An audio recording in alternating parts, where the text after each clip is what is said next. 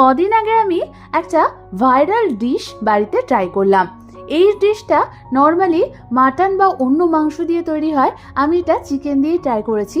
বিশ্বাস করো, দারুণ হয়েছিল খেতে। তাই ভাবলাম তোমাদের সাথেও এটা শেয়ার করি। এর নাম হলো টার্কিশ মান্টি। এটা দেখতে মোমো কিংবা ডাম্পলিং এর মতন হলেও ময়দা বেলার ঝামেলা ছাড়াই তোমরা এটা বাড়িতে খুব সহজেই বানিয়ে নিতে পারবে, আর এর স্বাদ হয় কিন্তু দুর্দান্ত। তাহলে চলো রেসিপিটা শুরু করে ফেলি। আর আমি সুস্মিতা, তোমাদেরকে আমার চ্যানেল ইয়ামিটস বাংলাতে স্বাগত জানাই। এই রেসিপিটার জন্য প্রথমে আমি এখানে প্রায় 500 গ্রাম মতো বোনলেস চিকেনকে ভালো মতো স্মুথলি পেস্ট করে নিয়েছি।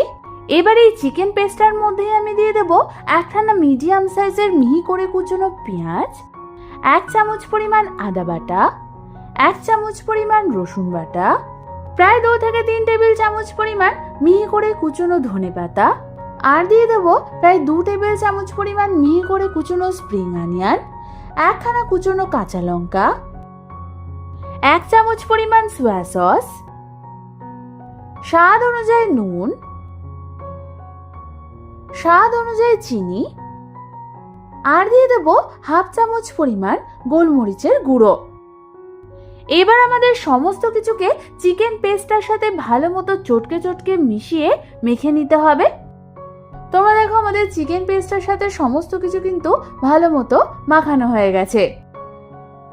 এবার আমি প্রথমে হাতে কিছুটা পরিমাণ সাদা তেল ভালো মতো মেখে নেব। সাদা তেল মাখা হয়ে গেলে বানিয়ে রাখা ওই চিকেন পেস্টটা কিছুটা পরিমাণ নিয়ে হাতের সাহায্যে আমাদের এইভাবে গোল করে নিতে হবে। চিকেন পেস্টটা ভালো মতো গোল শেপ চলে আসলে এবার এটাকে আমি দিয়ে দেব ময়দার মধ্যে। এবার এই চিকেনের বলটা ভালো মতো ময়দায় কোট করা হয়ে গেলে সেটাকে আমি একটা ছাঁকনির সাহায্যে একটা বাটি ভর্তি জলের মধ্যে ভালো মতো এইভাবে চুবিয়ে নেব। তারপর ওই চিকেনের বলটাকে আবারও আমি দিয়ে দেব ময়দার মধ্যে। এবার আমাদের ময়দা দিয়ে আবারও ওই চিকেনের বলটাকে ভালো মতো কোট করে নিতে হবে। এই ময়দার ডবল কোটিং করার ফলে কিন্তু তোমাদের চিকেনের বলের গায়ে একটা পাতলা লেয়ার চলে আসলো। এটা কিন্তু তোমাদের মোমো কিংবা ডাম্পলিং এর বাইরের যে র্যাপটা সেইটার কাজ করবে।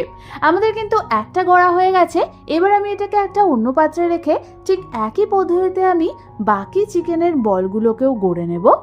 তোমরা দেখো আমাদের একে একে সমস্ত চিকেনের বলগুলোই কিন্তু গড়া হয়ে গেছে। এবার এটাকে সরিয়ে রেখে অন্যদিকে আমি এগুলোকে সেদ্ধ করবার জন্য কড়াইতে কিছুটা পরিমাণ জল গরম বসিয়ে দিয়েছিলাম। জলটা ভালো মতো টকবক করে ফুটে উঠলেই আমি এর মধ্যে দিয়ে দেবো 1 চামচ পরিমাণ নুন দিয়ে হালকা হাতে একবার নাড়াচাড়া করে নিয়ে আমি এর মধ্যে একে একে এই চিকেনের বলগুলোকে ছেড়ে দেব। তোমরা কিন্তু একেবারে সমস্ত চিকেনের বলগুলোই ছাড়তে যাবে না, অল্প অল্প করেই ছাড়বে। এবার আমাদের এটাকে মিডিয়াম ফ্লেমে ঢাকনা চাপা দিয়ে সেদ্ধ হওয়ার জন্য রেখে দিতে হবে প্রায় 4 থেকে 5 মিনিটের জন্য। এই সেদ্ধ হওয়ার সময় কিন্তু তোমরা এটাকে খুন্তি বা হাতার সাহায্যে একদমই নাড়াচাড়া করবে না। প্রায় 5 মিনিট পর ঢাকনা খুলে তোমরা দেখবে তোমাদের চিকেনের বলগুলো উপরের দিকে ভেসে উঠেছে, আর এর গায়ের কোটিংটাও কিন্তু হালকা ফুলে ফুলে উঠেছে। তার মানে তোমাদের চিকেনের বলটা একদম পারফেক্টলি সেদ্ধ হয়ে গেছে। এবার আমাদের এই চিকেনের বলগুলোকে জল থেকে তুলে একটা অন্য পাত্রে রেখে দিতে হবে। তারপর ঠিক একই পদ্ধতিতে আমি বাকি চিকেনের বলগুলোকেও সেদ্ধ করে নেব। তোমরা দেখো আমাদের একে একে সমস্ত চিকেনের বলগুলোই কিন্তু সেদ্ধ হয়ে গেছে। এই সবগুলোকে আমি একটা অন্য পাত্রে নামিয়ে নেব। এবার এই চিকেন বলগুলো যেটার সাথে খেতে হয় সেইটা বানিয়ে নেওয়ার পালা।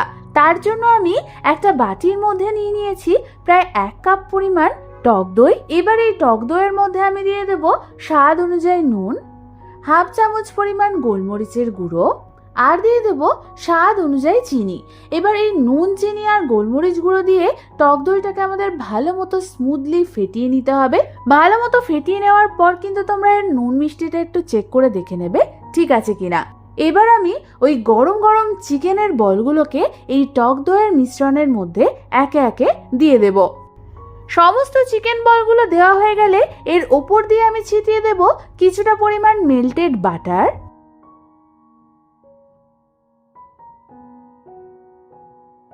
আর আমি এর মধ্যে দিয়ে দেব কিছুটা পরিমাণ গুঁড়ো করা ড্রাই পুদিনা পাতা। আমি এখানে টাটকা পুদিনা পাতাকে ভালো মতো ধুয়ে শুকিয়ে নিয়ে সেটাকে মাইক্রোওভেনে প্রায় 1 মিনিটের জন্য ঘুরিয়ে নিয়েছি। তারপর হাতের সাহায্যে পুদিনা পাতাগুলোকে গুঁড়ো করে স্ট্রেনারের সাহায্যে ভালো মতো ছেঁকে নিয়ে এরকম মিহি পাউডার বানিয়ে নিয়েছি। এবার এই গুঁড়ো পুদিনা পাতাগুলোকে আমাদের এর ওপর ভালো মতো ছিটিয়ে দিতে হবে। ব্যাস, তাহলে কিন্তু তৈরি হয়ে যাবে আমাদের ভাইরাল চিকেনের এই রেসিপিটা। তাহলে একটা দারুণ চিকেনের স্ন্যাক্স রেসিপি শিখিয়ে দিলাম তো। বাড়িতে তাহলে এটা ঝটপট একদিন ট্রাই করে দেখো, আর ট্রাই করলে অবশ্যই আমাকে জানিও কেমন লাগলো। রেসিপিটা ভালো লেগে থাকলে একটা লাইক অবশ্যই করে দিও, আর আমার চ্যানেলটাকে সাবস্ক্রাইব করতে কিন্তু একদম ভুলো না। আজ তাহলে পর্যন্তই, আমি আবার চলে আসবো তোমাদের কাছে নতুন কোনো রেসিপি নিয়ে।